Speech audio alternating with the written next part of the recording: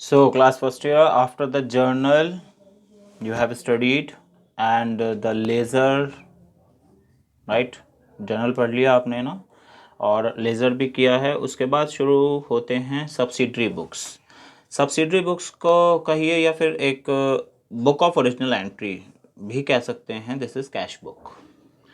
बहुत बड़ी बड़ी इंडस्ट्रीज़ होती हैं, बहुत सारे उनके ट्रांजेक्शन्स कंटिन्यू चलते रहते हैं, लाखों करोड़ों में इंडस्ट्रीज़ होती हैं, इन्वेस्टमेंट्स होते हैं और उनके ट्रांजेक्शन्स चलते रहते हैं। ठीक है, सिर्फ वही इंडस्ट्रीज़ नहीं, वो बहुत मीन्स बिजनेसेस होते हैं जिनके ट्रांजेक्शन चलते रहते हैं, तो जिनको ज़रूरी होता है कि आप अपनी कैश बुक को अलग से मेंटेन करें। ठीक है, कैश बुक का मतलब जब नाम ही जाहिर है, जिसमें कैश से रिलेटेड एंट्रीज होंगी वो कैश बुक होगी। ठीक है, तो कैश बुक और फिर पेटी कैश बुक भी होती है, परचेज बुक होती है, परचेज रिटर्न होता है, सेल्स बुक होती है, सेल्स रिटर्न बुक होती है, जर्नल प्रॉपर होता है। ये सभी जितने भी हैं वो सब्सिडरी बुक्स हैं। सब्सिडरी इसलिए बोला जा रहा है क्योंकि ये हेल्प करने के लिए रखी गई हैं, सब्सिडाइज करने के लिए, है ना, सब्सिडी। तो सब्सिडरी बुक्स हैं जिनको यूज़ किया जाता है अलग अलग अकाउंटेंट अपने अपने जो रिक्वायरमेंट है उसके अकॉर्डेंस पे इनको मेंटेन करते रहते हैं। या फिर अब जब सॉफ्टवेयर्स बन रहे हैं, अच्छे अच्छे सॉफ्टवेयर्स मार्केट में अवेलेबल हैं, या कंपनीज अपनी तरफ से रिक्वायरमेंट के अकॉर्डेंस पे बनवा लेती हैं, तो वो जैसा चाहें वैसे अकाउंट्स उसमें से बनाती हैं। लेकिन मैन्युअली जब हम जो रिकॉर्ड्स के लिए अकाउंट बनाते हैं तो उनको ये अकाउंट्स उनमें सब में बनना होता है, right. So this is cash book, जिसको आप स्टार्ट करने वाले हो। आपको इतना तो ये अंडरस्टैंडिंग में आ गया होगा कि कैश बुक मीन्स जिसमें ट्रांजेक्शन्स किससे रिलेटेड होंगे, कैश से रिलेटेड होंगे। जहाँ भी कैश होगा, चाहे वो डायरेक्ट लिक्विड कैश हो, आपने पैसे मीन्स नोट्स कॉइन्स में दिए, मीन्स कॉइन्स तो नहीं होंगे, नोट्स में दिए हो, बैंक से ट्रांजेक्शन किया हो, मीन्स पैसा होना चाहिए, तब आपकी एंट्री रिलेटेड टू कैश। ठीक है, कैश से रिलेटेड एंट्रीज जो हैं वो कैश बुक में आएंगी। तो इससे एक जाहिर साफ सी बात हो गई कि अगर आपने कुछ भी क्रेडिट में किया, उधार में किया, तो वो कैश तो हुआ नहीं, तो उधार की कोई एंट्री कैश बुक में आने का मतलब नहीं है। यहाँ पर कोई जगह नहीं है क्रेडिट के लिए, मीन्स उधार के लिए कोई जगह नहीं है। वो वाला क्रेडिट में समझ लेना, क्रेडिट साइड वाला, तो क्रेडिट के लिए कोई जगह नहीं है, राइट। तो cash book, the transactions relating to cash. ठीक है, चलो इसको डिफाइन कर लें। इसको डेफिनेशन अगर जो रिटर्न पैसे क्वेश्चन आते हैं थियोरेटिकल, उसमें आने को हो सकती है। तो an accounting book in which only cash transactions are recorded, right, is known as cash book. It is used for recording all the transactions relating to, किससे related to, cash receipts and cash payments. या तो cash मिलेगा या cash paid किया जाएगा। ठीक है, ये वही वाला कॉन्सेप्ट है। व्हाट कम्स गो, वो जो आपने एसेट्स का पढ़ा था डीएल अकाउंट का, what comes in what goes out, याद है वो गोल्डन रूल में। रियल एसेट्स में क्या होता है, what comes in debit, what goes out credit. वही यहाँ पे सेम कंडीशन है, लेज़र बनना है। फार्मूला जो है वो जनरल का लगना है और बनाया लेज़र जाना है। तो रिसिप्ट्स कॉलम, पेमेंट कॉलम। ठीक है, उल्टे हाथ से लेना है, सीधे हाथ से देना है। याद रखना इस बात को, बहुत काम आने वाली है ये बात। All banking transaction relating to deposit and withdrawal of cash are also recorded in a cash book having bank column. ठीक है, जो बैंक से रिलेटेड होंगे वो बैंक कॉलम में लिखवा दिए जाएंगे, कोई बात नहीं है। तो कैश रिसिप्ट्स, जो कैश में हमें रिसीव हुआ है, कैसे भी हुआ हो, means from the sale of goods या sale of goods some assets or from any person, right.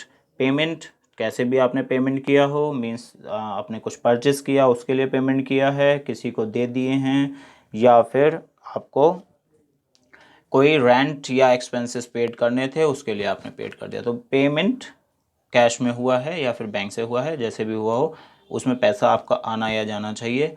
जब भी क्या पैसा आना और जाना होगा तो हमारी कैश बुक इन्वॉल्व हो जाएगी, आप उसमें एंट्री करेंगे, राइट।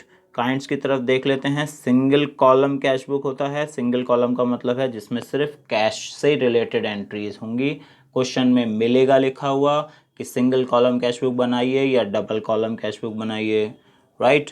अगर नहीं भी लिखा होता है तो आप एंट्रीज में देख लीजिए, अगर बैंक की एंट्री कैश के साथ साथ हैं, कैश की भी हैं बैंक की भी हैं, तो डबल कॉलम बनना लाजमी सी बात है। डिस्काउंट भी अगर दे रखा है तो ट्रिपल कॉलम पे चले जाते हैं, लेकिन डिस्काउंट को उतना ज़्यादा वेटेज इस टाइम में नहीं दिया जा रहा है। तो सिंगल कॉलम और double column means cash entries single column में जाएंगी और जो बैंक एंट्रीज हैं वो डबल कॉलम कैश बुक बनेगा, मीन्स जिसमें कैश का भी होगा और बैंक का भी होगा। वो अभी हम क्वेश्चन देख लेंगे तो आपको क्लियर हो जाएगा, राइट। 3 कॉलम में डिस्काउंट के साथ आ जाता है। पेटी कैश बुक एक अलग से टॉपिक है पूरा, उसमें आप जब इसको बनाना सीखेंगे मीन्स कैश बुक सीख लीजिए, उसके बाद पेटी कैश बुक सिखाया जाता है। तो ये रहा आपके सामने फॉर्मेट कैश बुक का। सिंगल कॉलम कैश बुक है, डेट, पर्टिकुलर, LF, कैश या अमाउंट लिखोगे, ठीक है। डेट, पर्टिकुलर, LF और अमाउंट मीन्स कैश में, राइट। कैश इसलिए लिख दिया था क्योंकि कैश से रिलेटेड यहाँ पे आएगा। बैंक अगर सिंगल कॉलम लिखा है, बैंक की एंट्री भी दे रखी है, ऊपर लिखा है सिंगल कॉलम कैश बुक बनाओ और बैंक की एंट्री भी दे रखी है, तो आप सिंगल कॉलम ही बनाओगे। वैसे ऐसा होता नहीं है, लेकिन बाई चांस अगर जो ऑनलाइन पेपर में या कहीं पे आप इसके बाद कहीं और पढ़ें या कुछ और करें, तो अगर सिंगल कॉलम लिखा है तो सिंगल कॉलम में बनेगा फिर तो, ठीक है। मीन्स सिर्फ कैश की एंट्रीज। डबल कॉलम लिखा है तो बैंक की एंट्रीज भी होंगी। कुछ नहीं लिखा है तो एंट्री पढ़ो, उसके हिसाब से करना है, ठीक है। ये अंडरस्टैंडिंग इतनी होती है, और आप कॉमर्स के स्टूडेंट हैं, कोई ऐसे एरे गहरे नहीं है ना, तो इतना स्मार्ट होते हैं। तो रिसिप्ट कॉलम है debit side, payment column credit side, ठीक है। वही वाला रूल है। What comes in debit, asset जब आएगी तो डेबिट होगी। कैश भी हमारी एसेट ही होती है ना, तो डेबिट करेंगे जब भी आपको कैश मिलेगा। जब बिजनेस स्टार्ट करने का लिखा होगा तो टू बैलेंस BD मीन्स जब बिजनेस स्टार्ट जिस पैसे से लिखा होगा, जब एंट्री आपको मिलेगी क्वेश्चन में लिखा हुआ, तो जिस पैसे से स्टार्ट किया है बिजनेस, तो यहाँ पर उसे सबसे पहले डेबिट कर देना है, ठीक है। बाकी एंट्रीज जो पेमेंट की हैं वो क्रेडिट साइड में आ जाएंगी यहाँ पर पेमेंट्स के साथ साथ, ठीक है। तो मीन्स रिसिप्ट्स कॉलम ये हो गया, मीन्स ये सब कुछ डेबिट होना है। पेमेंट कॉलम ये हो गया, ये सब कुछ क्रेडिट होना है। ये क्रेडिट साइड है और ये डेबिट साइड है। कोई प्रॉब्लम इसमें? याद हो गया? ठीक है। क्या याद नहीं हुआ इसमें बताओ? Date, particular, LF, amount. Date, particular, LF, amount. वही लेज़र तो है जो अभी लास्ट टाइम पे बनाया था, वैसे ही तो लेज़र बन रहा है ये भी, ठीक है। यहाँ पे मगर बस ये ध्यान रखना है कि सिर्फ कैश वाली एंट्री आनी है और कोई एंट्री नहीं आनी है, ठीक है। कैश इन्वॉल्व होगा तो एंट्री करेंगे, वरना नहीं करेंगे, बस। डबल कॉलम कैश बुक में देख लीजिए, यहीं पर कैश के साथ साथ बैंक आ जाता है और कुछ नहीं है, थोड़ा सा साइज़ बड़ा हो जाता है। Date, particular, LF, cash, bank. Date, particular, LF, cash और बैंक। लेज़र फोलियो है, लेज़र वहाँ पर कैश का यहाँ पर लिखा जाएगा, क्योंकि कैश जिससे जैसे परचेस किया था तो कैश दिया होगा तो कहाँ जाएगा? क्रेडिट साइड में, है ना। क्रेडिट साइड में तो आएगा, यहीं पे तो लिखोगे परचेस को, क्योंकि पेड किया है तो ये P है, ये R है, रिसेप्ट्स RP पे चलता है, राइट। तो यहाँ अगर कैश से दिया है तो कैश कॉलम में, अगर बैंक से दिया है तो बैंक कॉलम में। दोनों से आप एक साथ देंगे नहीं, राइट। दोनों से आप एक साथ होगा नहीं पेमेंट, या आधा आधा हो सकता है। हाँ, ऐसा हो सकता है कि जैसे 40,000 का पेमेंट देना था तो 10,000 रुपीज़ तो तभी दे दिए थे और बाकी का चेक दे दिया था, ऐसा हो सकता है। तो दोनों से पेमेंट इस तरह से हो जाएगा एक ही ट्रांजेक्शन का। तो ऐसी कंडीशन आ सकती है, उसमें अपना कॉमन सेंस यूज़ करेंगे, बाकी आपको सब ट्रेनिंग दे दी जाएगी, उसके लिए आप ना घबराएं, ठीक है। तो आप क्वेश्चन देखें, एक मीन्स NCERT का ही है और 1 कॉलम क्वेश्चन में आता है। 1 कॉलम इसलिए है, सिंपल कैश बुक लिखा है, आप इसमें चेक कर लीजिए ऊपर से नीचे तक, कहीं कहीं पर भी कोई बैंक का नाम आया है, मीन्स बैंक की कोई एंट्री है। कैश इन हैंड का मतलब है शुरू में जो मीन्स जब आपने बिजनेस शुरू किया था तो 12,000 रुपीज़ आपके पास थे, भानु से रिसीव हुए 4,000, रेंट पेड कर दिया और गुड्स परचेस कर लिए कैश में और सेल कर दिए, फिर स्टेशनरी परचेस कर ली, राहुल को पेड कर दिए और सैलरी पेड कर दी। तो बैंक का तो नाम नहीं आया ना, इसका मतलब हमें बैंक का कॉलम नहीं बनाना है। ठीक है, बैंक का कॉलम जो है अकाउंट जो ये बन रहा है, ये वाला बैंक, ये नहीं बनाना है, ये बैंक नहीं बनाना है। ये कब बनाना है? जब ट्रांजैक्शन आएगा तभी आपको बैंक का कॉलम बनाना है, वरना बैंक का कॉलम नहीं बनेगा। ठीक है, चलिए अब एंट्रीज देखते हैं। आपने एंट्रीज पढ़ ली सब। मीन्स कैश पेड हुआ, वो कैश इन हैंड है जो 12,000 रुपीज़ का। ठीक, तो उसकी एंट्री कहाँ करनी चाहिए बताओ, अभी बता दो ऐसे ही। Cash in hand to balance BD, balance brought down हुआ है, कहाँ पर होगा? डेबिट साइड में। 100% कैश इन हैंड लिखा है या कैश इन बैंक लिखा है तो आप उसे डेबिट करेंगे आंखें बंद करके। अगर लिख सकते हो तो प्रैक्टिस हो जाएगी वैसे अभी कुछ दिन बाद, तो आप लिखेंगे। राइट, देखिए चलिए ट्रांजेक्शन्स देखते हैं। इसको ज़रा कन्वर्ट करने में थोड़ा सा आगे पीछे हो जाएगा, है ना। चेंज कर लेते हैं थोड़ा सा, पेज टू पेज पे करके। हाँ, ये दिस इज़ द वे, तो हम ऐसे ऐसे देख पाएंगे अब। तो देखो, cash in hand 12,000 rupees, entry कहाँ हुई? दिसंबर 1 को, दिसंबर 1 टू बैलेंस BD। ठीक है, टू बैलेंस BD 12,000 रुपीज़ की एंट्री बिजनेस स्टार्ट करने की। ठीक है, 5 डेट को क्या हुआ था? Cash receive from Bhanu, Bhanu से 4,000 रुपया कैश रिसीव हुआ। ठीक, अगर आपके पास NCERT बुक है तो आप वो सामने रख के बैठ जाइए, या फिर जो है इस क्वेश्चन को नोट कर लीजिए कहीं पर, और फिर उसके बाद सॉल्यूशन वीडियो जो मीन सॉल्यूशन है उसको पॉज करके वहाँ पर एक एक एंट्री को कैरी करते चले जाइए। ठीक है, क्योंकि ये बार बार टर्न करना पड़ रहा है पेज, तो इसलिए आपको ज़रा थोड़ी प्रॉब्लम हो सकती है। तो कैश इन हैंड हो गया 12,000। Cash receive from Bhanu, Bhanu से 4,000 रुपीज़ रिसीव हुए। रिसीव का मतलब क्या हुआ? डेबिट करना चाहिए मेरे को, ये लिखा भानु 4,000 रुपीज़ रिसीव हो गया। कोई डाउट इसमें? भानु से 4,000 रुपीज़ रिसीव हो गया है। ठीक है, एंट्रीज तो हमने सभी पढ़ ली हैं, हम यहीं पर कंटिन्यू काम कर सकते हैं अब ऐसे।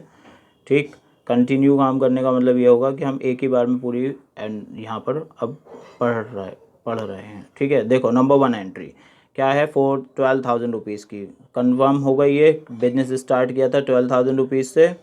ठीक, दूसरा नंबर 5 तारीख को भानु से 4,000 रुपीज़ रिसीव हुए थे, तो रिसीव हम डेबिट करते हैं, आपको पता है। What ever means what comes in, that is debit. तो डेबिट कॉलम किसका है? रिसीविंग का डेबिट कॉलम है। ठीक है, ये है क्रेडिट, ये किसका है? पेमेंट का है, पे करने का कॉलम है। ठीक, अभी पहली बार में बनाओगे तो ऊपर डेबिट क्रेडिट के आगे RP लिख लेना। ठीक है, ब्रैकेट में, जिसे याद रखो आगे के एंट्रीज बनाते वक्त कि ये रिसीव कॉलम है, मुझे सिर्फ यहाँ पर रिसीविंग लिखनी है, मेरे पास जो आएगा मैं उसे डेबिट करूँगा, राइट, करूँगी, वट एवर सो।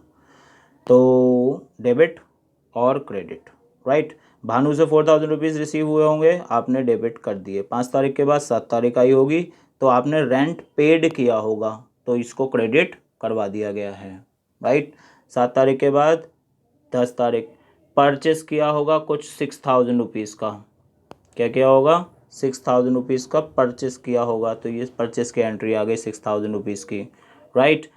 फिर 10 के बाद 15 में सेल किया होगा, सेल 9,000 रुपीज़ का, तो सेल में हमें पैसे मिले होंगे, है ना। अगर नहीं मिलते तो हम लिखते नहीं यहाँ पे, अगर कैश मिलेगा तभी लिखना है, अगर पेड होगा तभी लिखना है। किसी को वादा कर दिया कि ठीक है हम आपको पैसे देंगे इन फ्यूचर, तो आप उसे कैश बुक में नहीं लिख सकते।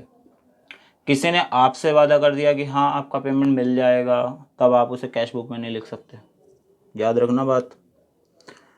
ठीक है, तो मतलब क्या हो रहा है कि एक्चुअल काम होना चाहिए, एक्चुअल में अगर काम हो रहा है तभी आप कैश बुक या उसमें लेके जाएंगे उसे। ठीक है, तो स्टेशनरी 15 तारीख को हो गया भैया हमारा, ये 9,000 रुपये रिसीव हो गया था। ठीक है, 15 के बाद है 18 दिसंबर। स्टेशनरी कितने रुपए की? 300 रुपये की। स्टेशनरी कितने रुपए की? 300 रुपीज़ की। ठीक, 18 डेट को स्टेशनरी आपने खरीदी होगी तो पैसे तो दोगे, स्टेशनरी आ गई आपकी 300 रुपीज़ की, राहुल को पेड करे हैं 2000 रुपीज़ 22 डेट को, सैलरी दी है 28 डेट को 1000 रुपीज़ की, रेंट पेड किया है 30 डेट को 500 रुपीज़ का। ठीक है, बस अब यहीं रुक जाना, इतना काम किया और उसके बाद यहीं पे रुक जाओ, ये अमाउंट अभी नहीं आया है। ठीक है, और ये मान लो ये वाला अमाउंट भी नहीं आया है, ये आएगा कैसे देखो। अब ये आपको आपने ये एंट्रीज कर ली सारी। ठीक है, यहाँ 30 तारीख तक ख़त्म हो गई बात। ठीक, उसमें क्या रखा था कि आपको अकाउंट क्लोज दिसंबर में दिखाना है, तो आप 31 दिसंबर last date of the year होता है। ठीक है, तो आप वहाँ पे दिखा देंगे 31 को बैलेंस CD लिख कर दिखाएंगे। अब ये CD किधर है ये देखना होगा कि आपका means which side is greater. Which side is greater means अगर आप टोटल करिए 12/6, वो 12, 4 और 9 25,000 हो गया।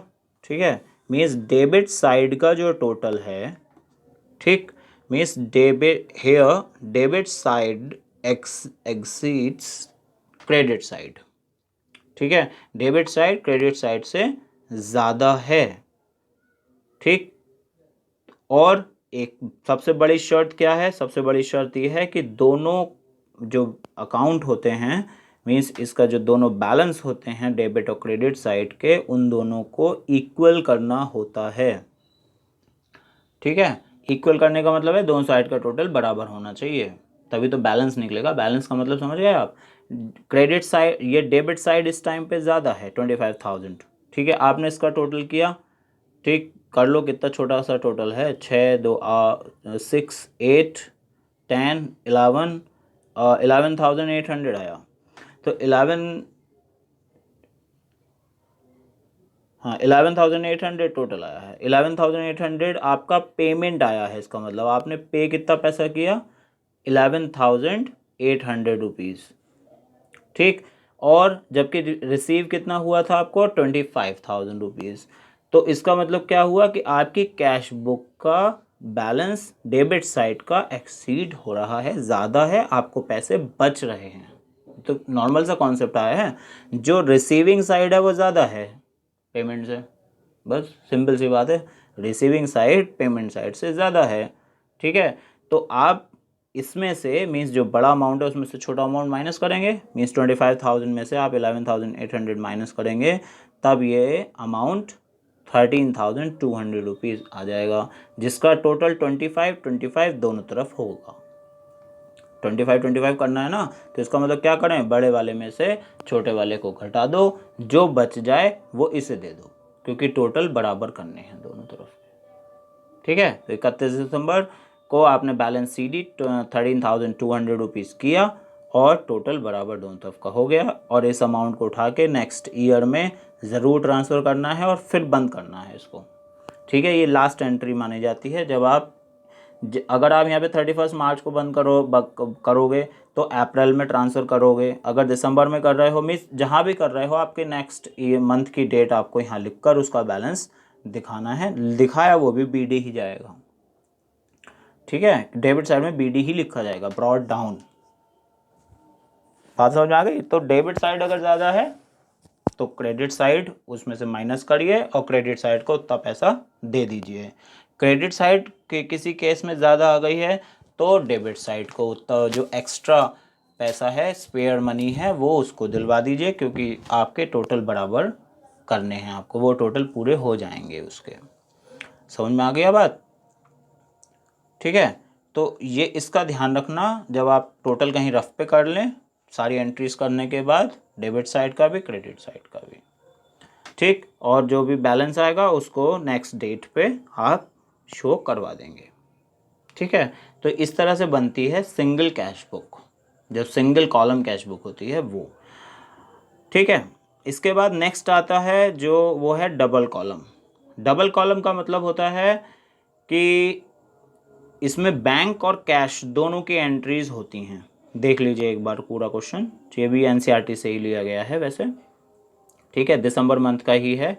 कैश में आपने बिजनेस स्टार्ट किया था 80,000 में, डिपॉजिट किया बैंक में 50,000 रुपीज़ 4 तारीख को, 10 तारीख को राहुल से रिसीव हुआ 1,000, और bought furniture goods for cash 8,000, bought goods by cheque 10,000 rupees, paid to Shyam, शाम को दिए पैसे 20,000 रुपया, due from bank for office use, bank से निकाला है पैसा ऑफिस यूज़ के लिए 2,000 रुपये, and rent paid by cheque, this is था 1,000 rupees. Rent paid by cheque, ठीक है। तो जहाँ जहाँ पे चेक या बैंक का नाम आया है वहाँ पर बैंक कॉलम में ट्रांजैक्शन किए जाएंगे, ठीक है। देखिए कैसे किए जाएंगे। कैश बुक बैंक कॉलम भी बना हुआ है, कैश कॉलम भी बना हुआ है। तो फर्स्ट नंबर कैपिटल लिख दीजिए, जो आपको बोला था बैलेंस BD, ठीक है, वो लिख सकते हैं आप यहाँ पे, ठीक। कैश कॉलम में लिखेंगे क्योंकि कैश से स्टार्ट किया था। फिर उसके बाद 4 डेट को आपने बैंक में डिपॉजिट किए हैं, ठीक है। देखो क्या लिखी थी एंट्री, बैंक में डिपॉजिट किए हैं 50,000। तो भैया वो पैसा कहाँ से आएगा जो बैंक में जमा हुआ, कैश में से तो आएगा। आपका जो गल्ला है, आपका जो तिजोरी है, वॉटएवर सो, कहीं से पैसा मिला है आपको तो आपने बैंक में जमा कराया है, तो होगा तो कैश में ही, वो नोट्स ही तो जमा होते हैं बैंक में, ठीक है। तो उसके लिए क्या करते हैं, इसको कहते हैं आप कॉन्ट्रा एंट्री, जिसमें बैंक और कैश दोनों इन्वॉल्व होते हैं। दोनों इन्वॉल्व होने का मतलब कि अगर, और ये 2 ही कंडीशन है बस। कौन कौन सी? पहली कंडीशन है कि जब आप बैंक से विड्रॉ करेंगे या बैंक में डिपॉजिट करेंगे, ठीक है। पैसा या तो बैंक में जमा करोगे या बैंक से निकालोगे, तभी उसको कॉन्ट्रा एंट्री बोला जाता है, क्योंकि कैश से बैंक में पैसा चला जाता है, बैंक से कैश में पैसा आ जाता है। याद कर लो अच्छे से इस बात को कि कैश से बैंक में चला जाता है, बैंक से निकल के कैश में आ जाता है। लिक्विड कैश मीन्स आपके हाथ में नोट आ जाते हैं, ठीक। तभी इसको कॉन्ट्रा एंट्री बोलते हैं। आप क्या बोलते हो? कॉन्ट्रा एंट्री, और LF में C लिख देते हो इसके आगे। तो बैंक से, बैंक का नाम लिखकर कैश कॉलम से पैसे निकालते हुए दिखाएंगे। पेमेंट कॉलम है ना ये, क्रेडिट, तो यहाँ से मतलब यहाँ जो लिखा जा रहा है क्रेडिट साइड में, इसका मतलब क्या हुआ कि वो पैसा निकाला जा रहा है, ठीक है, ठीक है। तो कॉन्ट्रा मीन्स जो समझ में आ गया, कॉन्ट्राडिक्शन, कैश से बैंक में, बैंक से कैश में, तो कॉन्ट्रा एंट्री होती है।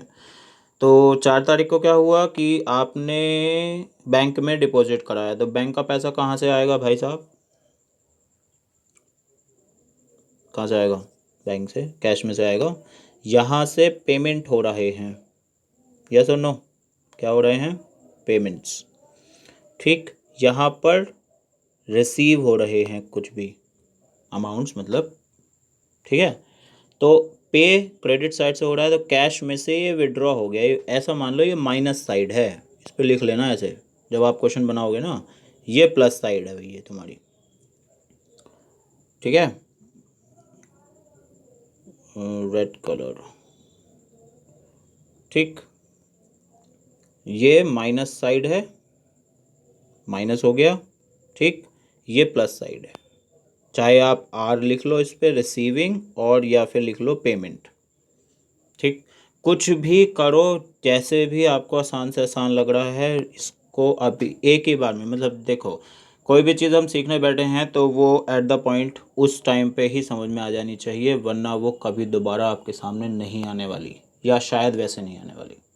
मैं अभी इस टाइम पर ये बोल रहा हूँ, अगले बार में शायद किसी और लैंग्वेज से बोलूँगा, किसी और वर्ड्स के साथ बोलूँगा मेरे, क्योंकि कुछ वो रटा रटाया नहीं है, और वो रटना आपको भी नहीं है, समझ गए आप?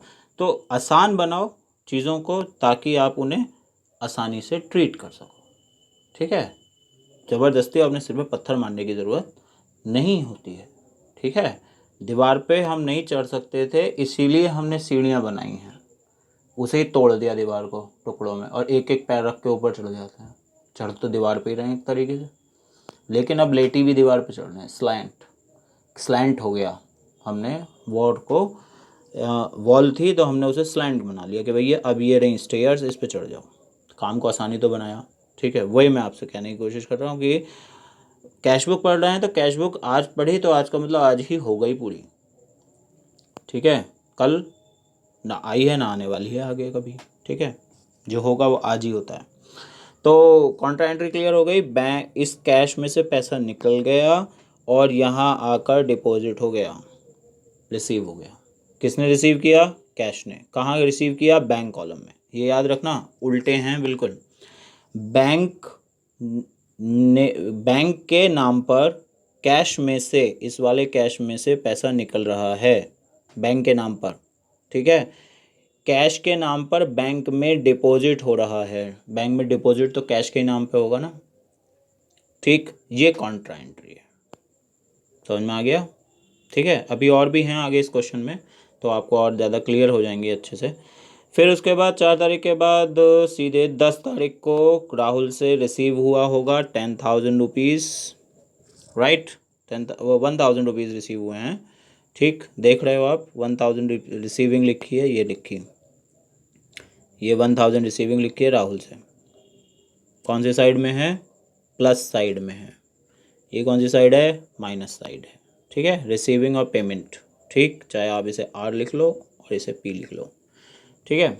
तो 1,000 रुपीज़ रिसीव हुए हैं कैश में। फिर उसके बाद 15 डेट को आपने कुछ परचेस किया होगा कैश में, 8,000 रुपया दे दिया, ठीक। फिर आपने 22 तारीख को फिर कुछ परचेस किया होगा, यहाँ चेक से दिया होगा, तो बैंक कॉलम से आप डिडक्ट करते हुए दिखाएंगे, माइनस माइनस माइनस होते हुए मीन्स क्रेडिट होते हुए दिखाएंगे, राइट। फिर 25 डेट को सत्यम को दिए होंगे 20,000 रुपीज़, ये यहाँ पर आ गए, ठीक। उसके बाद फिर 30 तारीख को एंट्री हुई है एक और, जिसमें आपने क्या किया है? बैंक से विड्रॉ किया है, ठीक है। अब ये कैसे हुआ, कैसे हुआ है देखो, 30 डेट की एंट्री देखिए आप। Drew from bank for office use 2,000 rupees, bank से निकाले गए। बैंक से निकाले जाने का मतलब क्या हुआ कि आपने कहाँ से निकालोगे? इस बैंक कॉलम से निकालोगे, ठीक है। कितने? 2,000 रुपीज़ हैं, यहाँ से निकाले, सी लिख दिया, कॉन्ट्रा एंट्री। बैंक से पैसे निकाले, ठीक। ये 2,000 रुपीज़ निकाले, और जब ये बैंक से निकलेंगे, आप एटीएम से या फिर वैसे विड्रॉल जो फिल करके बैंक से कैशियर से लेके आते हो, अगर आप कभी बैंक गए हो या एटीएम गए होंगे तो कैश में तो आते हो, वो नोट्स आ जाते हैं 2,000 रुपीज़ में, ये नोट्स आ गए, ठीक। तो यहाँ से एंट्री 30 डेट की, ये 30 डेट में बैंक से निकाला गया, ड्रू विड्रॉ करा गया है, तो आपने क्रेडिट साइड में यहाँ पे लिख दिया, माइनस साइड है ये, और यहाँ आकर प्लस हो गया। ये याद रखना, एक ही साइड में एंट्री मत कर देना, वरना जो है आपकी कैश बुक बैलेंस नहीं करेगी, मीन्स मिलेगी नहीं, गलत हो जाएगी। कई बार गलती मेनली बच्चों से यही हो जाती है, वो एक ही एंट्री करके भूल जाते हैं कि अगर विड्रॉ करना था तो विड्रॉ में जो है वो बैंक की एंट्री में यहाँ तो कर दिया, लेकिन कैश में नहीं लेके गए उसे। या अगर डिपॉजिट करना था तो भी एक साइड में किया, एक साइड में नहीं किया। तो ये मिस्टेक आपसे ना हो, उसका ध्यान रखना, दोनों साइड पे एंट्री होनी है, ठीक है। और इसी एंट्री में ऐसा है, बाकी किसी में कुछ नहीं है, ठीक है। बाकी सब ऐसे ही है, प्लेन है सब। तो ये भी काउंटर हो गई आपके पास, ठीक। बैंक से आपने निकाला, माइनस किया इसको, और यहाँ आके बैंक के नाम से डेबिट करवा दिया 2,000 रुपीज़ को कैश में, कैश में तो मिलेंगे ना वहाँ से, ठीक। फिर रेंट का पेमेंट बैंक से हुआ है, ये 1,000 रुपीज़ की एंट्री हो गई, ठीक। फिर आप उसके बाद बैलेंस करेंगे किसका, किस तरफ का ज़्यादा है, और आपको, आप आंसर में देख रहे हैं कि ये क्रेडिट साइड में बैलेंस CD लिखा है, इसका मतलब डेबिट साइड में ज़्यादा रहा होगा, है ना। डेबिट साइड का बैलेंस ज़्यादा रहा ही होगा, 83,000 है, और इधर का आप देख लो 50 और 78,000 आ रहा है, 78,000 कम ही होगा, कैश में से कैश को माइनस करेंगे तो बचेगा 5,000 रुपीज़। फिर यहाँ है 50,000 और इधर कितना है 10,000, 12,000, 13,000 है, इधर 50,000 है, ठीक। तो यहाँ पे भी डेबिट साइड जीत गई, ठीक। तो यहाँ पे फिर माइनस किया आपने तो 37,000 रुपीज़ बच गया। तो बैलेंस दोनों तरफ का इक्वल हो गया, ठीक। इस बैलेंस को उठा के इधर दिखाएंगे आप नीचे, यहाँ पे, यहाँ पे दिखाएंगे बैलेंस के नाम से, ठीक है। इसमें लिखा नहीं है, बैलेंस BD करके दिखाएंगे इसको, ठीक। तब एंट्री आपकी पूरा क्वेश्चन पूरा मान लिया जाएगा। समझ में आ गया? ठीक, एक बार में नहीं आएगा, दोबारा में इसको खुद करके देखो, क्वेश्चन सामने रखो, एक बुक जो नोटबुक है उसके लेफ्ट हैंड साइड पे क्वेश्चन नोट करो, राइट हैंड साइड पे सॉल्यूशन करो। ठीक है, आगे पीछे मत करना, वो पेपर फिर जो है टर्न करने में, एंट्री देखने में बड़ी गड़बड़ हो जाती है। तो ध्यान रखो, जब भी आप कैश बुक शुरू करोगे अब, तो कैश बुक में लेफ्ट हैंड साइड पे, ठीक है, लेफ्ट हैंड साइड जो होती है उस पर आप क्वेश्चन लिख के रखो, यहाँ पे क्वेश्चन लिख के रखो, और यहाँ कैश बुक बनाओ सामने उसके। तो एंट्री आपको ठीक से दिखती रहेगी, तो आप अच्छे से एंट्री करते रहेंगे, भूलेंगे नहीं कुछ भी। ठीक है, क्योंकि डेट में अगर गलती हो जाती है तो आपको वहीं एंट्री करनी है, नीचे एंट्री करेंगे तो वो डेट वाइज गलत हो जाती है। ठीक है, वैसे टोटल तो बराबर ही आएगा, लेकिन फिर उसका हाफ मार्क माइनस हो जाता है अगर आपने डेट के बाद एंट्री कर दी। बात समझ में आई? जैसे 25 डेट की एंट्री किसी ने 15 डेट को कर दी, 15 डेट की एंट्री वो भूल गया, तो उसने जो है वो 30 डेट को कर रखी है, और 30 की एंट्री बाद में कर रखी है, या 30 के बाद 15 डेट की एंट्री कर रखी है। समझ में आया? तो अगर ऐसा किया तो उससे टोटल पे तो असर नहीं होगा, लेकिन आपका हाफ या 1 मार्क माइनस हो जाएगा, मींस मेंटेनेंस का। टोटल का तो पूरा फुल मार्क मिलेगा ही अगर आपका ठीक टोटल आ गया है और सब कुछ बिल्कुल एक्यूरेट लिखा हुआ है। ठीक है, ये जो फॉर्मेट है वो भी बिल्कुल ठीक बना हुआ है। अगर फॉर्मेट भी ठीक नहीं है, उसमें जो कॉलम्स बने हैं उनका डिज़ाइन कुछ गलत है, लाइंस टेढ़ी हो गई हैं, उसका भी हाफ मार्क माइनस होता है। ठीक है, मीन्स आपको, इसका मतलब आपको अकाउंट का फॉर्मेट ही नहीं बनाना आ रहा, तो अंदर की एंट्री आप क्या करेंगे? ठीक, तो इसमें गलती करते हैं स्टूडेंट्स। तो अभी आप क्लास फर्स्ट ईयर में हैं, इसलिए अभी से ही ध्यान रखो इस बात का कि फॉर्मेट गलत नहीं होना चाहिए, कॉलम्स का छोटा बड़ा होना नहीं होना चाहिए ऐसा। ठीक है, डबल एंट्री मीन्स वो डबल लाइन से क्लोज करना है अमाउंट को, जब भी आप लास्ट करते हैं, सभी में करना है, तो सिर्फ इसी में नहीं, सभी में करना है, डबल लाइन से बंद करना। अकाउंट्स में डबल लाइन किसी का मीन्स अमाउंट के नीचे खिंचा है अगर, तो इसका मतलब है कि दिस इज़ डन, मीन्स इसके बाद कोई ट्रांजेक्शन नहीं हुआ है या होगा। सो आई होप कि आपको कैश बुक क्लियर हो गया होगा, डबल कॉलम में, सिंगल कॉलम में। ठीक है, कोई डाउट है तो यू कैन कमेंट मी, और अभी तक अगर आपने चैनल को सब्सक्राइब नहीं किया है तो सब्सक्राइब करिए, लाइक करिए, शेयर करिए। अगर ये आपको समझ में आता है वे ऑफ टीचिंग, तो औरों को भी बताइए और वहाँ तक भी इस चीज़ को पहुँचाइए कि ये भी एक तरीका है पढ़ने का। Thank you very much.